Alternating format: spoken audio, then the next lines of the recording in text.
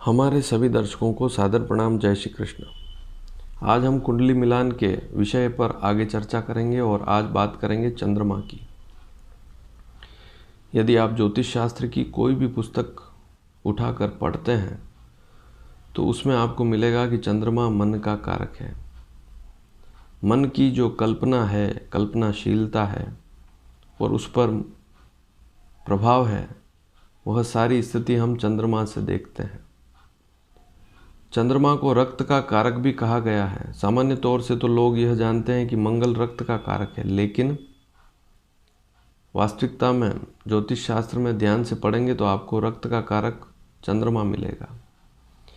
यदि किसी व्यक्ति की मानसिक स्थिति अच्छी नहीं है, टेंशन में रहता है, तो शरीर में रक्त बनना भी बंद हो जाता है, रक्त की कमी होनी शुरू हो जाती है। चंद्रमा सुख का कारक भी है। मन अच्छा है तो सुख भी है, मन अच्छा नहीं है तो दुख है। चंद्रमा माता का भी कारक है। चंद्रमा की स्थिति से आप पता लगा सकते हैं कि माँ की स्थिति अच्छी है या बुरी। पृथ्वी पर जो जड़ और चेतन है वह भी चंद्रमा के आधार से ही संचालित होता है। तिथियों में वृद्धि, कहने का तात्पर्य तिथियां अच्छी है, शुक्ल पक्ष की है, तो वहाँ जड़ चेतन पर भी अच्छा प्रभाव पड़ता है।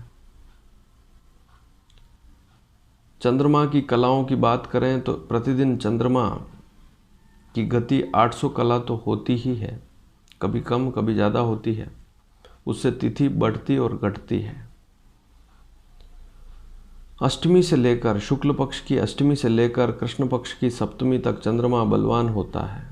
इस दरमियान जो भी लोग जन्म लेते हैं उनकी कुंडली में चंद्रमा मजबूत होता है। चंद्रमा एक राशि को पार करने में 2.25 दिन लगाता है, जबकि सूर्य को उसी राशि को पार करने में 1 महीना लग जाता है। अब आप ही सोचें, चंद्रमा कितना तेज है, मन भी उसी प्रकार बहुत तेज चलता है और मन चंचल भी है। यदि मन बहुत ज़्यादा चंचल है तो समस्याएं बढ़ जाती है। इसी प्रकार से यदि आप देखें कि चंद्रमा जो है पृथ्वी के बहुत नज़दीक है और बहुत नज़दीक होने के कारण हमारे ज्योतिष शास्त्र में चंद्र राशि को विशेष महत्व दिया गया। सूर्य राशि को हमारे ज्योतिष शास्त्र में उतना महत्व नहीं दिया जितना कि चंद्रमा की राशि को विशेष महत्व दिया, और उसी आधार पर हम किसी व्यक्ति का नाम भी निकालते हैं। यदि पुराणों में पढ़ें तब भी कुछ ऐसी बातें आपको चंद्रमा के बारे में सुनने को मिलेगी। वहाँ पर चंद्रमा को विलासिता वाला भी बताया है। जब समुद्र मंथन हुआ था तब वहाँ से चंद्रमा, 14 रत्नों में से चंद्रमा भी प्रकट हुआ और फिर उसे भगवान शिव ने अपने मस्तक पर धारण किया। तो भगवान शिव ने मस्तक पर चंद्रमा को धारण किया, इसका सीधा अर्थ है कि मन पर नियंत्रण, अर्थात जो शिव की उपासना करता है उसका मन नियंत्रित रहता है। जैसे भगवान शिव को कोई भी प्रभावित नहीं कर सकता, उनके मन को कोई भी प्रभावित नहीं कर सकता। इसी प्रकार से यदि एक मनुष्य, साधारण मनुष्य भी शिव की उपासना करे तो उसका मन जो है संतुलित हो जाता है। तो बात करते हैं आज कुंडली में सप्तम भाव की। यहाँ पर आप कुंडली देखें, सप्तम भाव को देखें। सप्तम भाव में यदि चंद्रमा अकेला बैठा हुआ है, ध्यान से सुने, चंद्रमा सप्तम भाव में अकेला बैठा हुआ है तो यह स्थिति अच्छी नहीं होती है, चाहे चंद्रमा किसी भी राशि में बैठा हुआ हो। अब यहाँ पर यदि हम राशियों की बात करें तो 12 राशियां हैं। उसमें उन राशियों के 3 गुण धर्म हैं। 4 राशियां स्थिर होती है, 4 राशियां चर होती है, 4 राशियां द्विस्वभाव होती है। मेष, कर्क, तुला और मकर 1, 4, 7 और 10 का अंक यदि सप्तम भाव में लिखा हुआ है और चंद्रमा सप्तम में बैठा हुआ है तो व्यक्ति का मन जो है स्थिर नहीं रहेगा, इधर उधर भटकता रहेगा। तो कुंडली मिलाते समय यदि लड़की की कुंडली में इस प्रकार का योग नहीं है, लेकिन लड़के की कुंडली में इस प्रकार का योग है, तो बहुत सोच समझकर मिलान करना होगा। आखिर वह लड़का चाहता क्या है, उससे अच्छी तरह से पूछना होगा, अन्यथा विवाह के बाद फिर समस्याएं उत्पन्न हो जाती है। चंद्रमा को सप्तम में भोगी भी बताया है, व्यक्ति विलासिता वाला भोगी बताया है।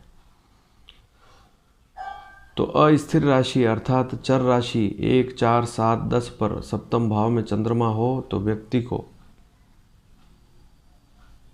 व्यक्ति की मानसिकता को प्रभावित करता है। चंद्रमा मन बहुत ज़्यादा चंचलता वाला होता है। हालांकि सामान्य तौर से आप जब कभी भी ज्योतिष की किसी भी पुस्तक को पढ़ेंगे और सप्तम भाव में चंद्रमा के बारे में पढ़ेंगे तो वहाँ लिखा हुआ मिलेगा बहुत सुंदर पति मिलेगा, बहुत शीलवान मिलेगा, बहुत अच्छा पति मिलेगा, या लड़की के लिए लिखा हो लड़के की कुंडली में यदि चंद्रमा है तो लिखा हुआ मिलेगा कि लड़की बहुत सुंदर मिलेगी, अच्छी मिलेगी, अच्छे परिवार से होगी, धनाढ्य परिवार से होगी। ये सारी बातें तो ठीक है, लेकिन मन की स्थिति, अब यदि सप्तम भाव में 1, 4, 7, 10 पे चंद्रमा बैठा हुआ मन बहुत ज़्यादा विचलित है तो ऐसा व्यक्ति विवाह संबंधी निर्णय लेने में भी विचलित होता है। तो यहाँ पर इस बात पर ध्यान रखना होता है। इसी प्रकार से 4 राशियाँ स्थिर होती है, स्थिर राशियाँ, मन स्थिर रहता है किसी एक बात पर, तब भी समस्याएं होती है। ऐसी कौन सी राशियाँ हैं? 2, 5, 8 और 11। वृषभ, सिंह, वृश्चिक और कुंभ राशि यदि सप्तम भाव में है तो व्यक्ति का मन किसी एक तरफ रहेगा, एक व्यक्ति की तरफ रहेगा। मान लीजिए किसी लड़के को लड़की पसंद है पहले से ही और माता पिता उसका विवाह कहीं और करा देते हैं, तो ऐसी स्थिति में क्या होगा? समस्याएं बढ़ जाएगी, दिक्कतें बढ़ जाएगी। तो हमें स्थिर राशि का चंद्रमा अगर सप्तम में बैठा हुआ है तो वहाँ पर भी ध्यान लगाना होगा कि कहीं चंद्रमा 2, 5, 8 और 11 अंक पर बैठा हुआ है, सप्तम भाव में है। हालांकि 3, 5 और 11 नंबर अंक पर चंद्रमा बैठा हुआ है तो वैसे भी ज्योतिष शास्त्री इसे बुरा मानते हैं। 3, 5 और 11 नंबर अंक पर चंद्रमा सप्तम भाव में बैठा हुआ है तो इन 3 राशियों पर तो ज्योतिष शास्त्री वैसे भी बुरा बताते हैं चंद्रमा को, वैवाहिक स्थिति को खराब बताते हैं।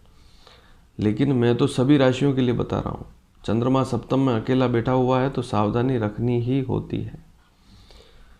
तो स्थिर राशि 2, 5, 8 और 11 नंबर अंक पर सप्तम भाव में चंद्रमा है तो व्यक्ति को, जैसे मान लीजिए आपकी लड़की है और उसकी कुंडली में सप्तम में चंद्रमा नहीं है, लेकिन जिस लड़के से मिलान हो रहा है उसकी कुंडली में सप्तम में चंद्रमा है और इन्हीं अंकों पर है, तो सब सारी बातें छानबीन करें और फिर विवाह करें। कहीं उसे पहले से ही तो कोई लड़की पसंद नहीं, या उसका मन कहीं एक स्थान पर ही तो स्थिर नहीं, तो उस बात को जरूर ध्यान में लगाना होगा, अन्यथा फिर विवाह के बाद समस्याएं पैदा हो जाती है। अब बचती है 4 राशियां और 3, 6, 9 और 12। ये द्विस्वभाव राशियां, डबल माइंड, दिमाग में 2 बातें चलती है। विवाह के समय भी यदि 2 लड़कियां सामने हैं या 2-3 मिलान आ जाते हैं तो व्यक्ति का मन विचलित हो जाता है, किससे विवाह करूं, और ऐसी स्थिति में वह निर्णय नहीं ले पाता है। यह स्थिति भी बड़ी खराब है। और बहुत सी बार तो शास्त्रों में यह भी लिखा है कि सप्तम में चंद्रमा यदि द्विस्वभाव राशि पर हो तो व्यक्ति पत्नी के अलावा भी अन्य स्त्री से भी संबंध रख सकता है, तो वहाँ पर भी सावधानी रखनी होती है। तो 3, 6, 9 और 12 नंबर अंक पर सप्तम में चंद्रमा है तो यह द्विस्वभाव राशियाँ हैं। व्यक्ति के मन को समझना बड़ा मुश्किल है और व्यक्ति स्वयं भी विचलित होता है, और यदि किसी व्यक्ति का मन ही विचलित है तो वहाँ पर समस्याएं पैदा हो जाती है। विवाह के बाद यदि मन विचलित हो गया तो क्या होगा? मान लीजिए किसी लड़की की कुंडली में इस प्रकार का योग है, उससे किसी लड़के ने विवाह किया और उस लड़की का मन विचलित हो गया विवाह के बाद, तो फिर क्या होगा? या लड़के की कुंडली में इस प्रकार का योग है और उसका मन विचलित हो गया तो क्या होगा? वैवाहिक स्थिति खराब हो जाएगी।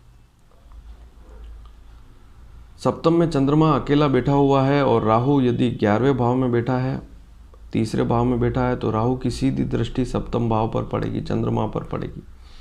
ऐसी स्थिति में तो बहुत गंभीर स्थितियां भी होती है, हमने देखी है, बहुत बड़ी बड़ी समस्याएं हो जाती है, वैवाहिक दिक्कतें आती है। शनि यदि लग्न में है, 5वें भाव में है, 10वें भाव में है, तब भी वह वहाँ पर बैठकर सप्तम भाव को देखेगा अपनी तीसरी, 7वीं, 10वीं दृष्टि से। और चंद्रमा पर जैसे ही शनि की दृष्टि पड़ेगी तो विष योग बनेगा, मानसिक स्थिति खराब हो जाती है। तो वहाँ पर भी वैवाहिक स्थितियाँ हमने खराब देखी है। तो अकेला चंद्रमा है सप्तम में और वहाँ पर शनि और राहु की दृष्टि पड़ जाए तो यह स्थिति भी ठीक नहीं है। अब इसका उपाय क्या करें? शिव की अधिकतम उपासना करें, भगवान शिव का रुद्राभिषेक करें, ओम नमः शिवाय मंत्र का जाप करें, महामृत्युंजय मंत्र का जाप करें, इससे लाभ मिलेगा। लेकिन इस प्रकार का मिलान आता है तो आपको सावधानी रखनी ही होगी। लड़का या लड़की किसी भी कुंडली में इस प्रकार का चंद्रमा है, मान लीजिए आपके लड़के या लड़की कुंडली में ऐसा नहीं है, लेकिन जहाँ से मिलान आया है उस कुंडली में सप्तम में चंद्रमा है, तो उस लड़के या लड़की से पूरी बात करें, विचार पूरा मिले तभी विवाह की तरफ बढ़ें। धन्यवाद। जय श्री कृष्ण।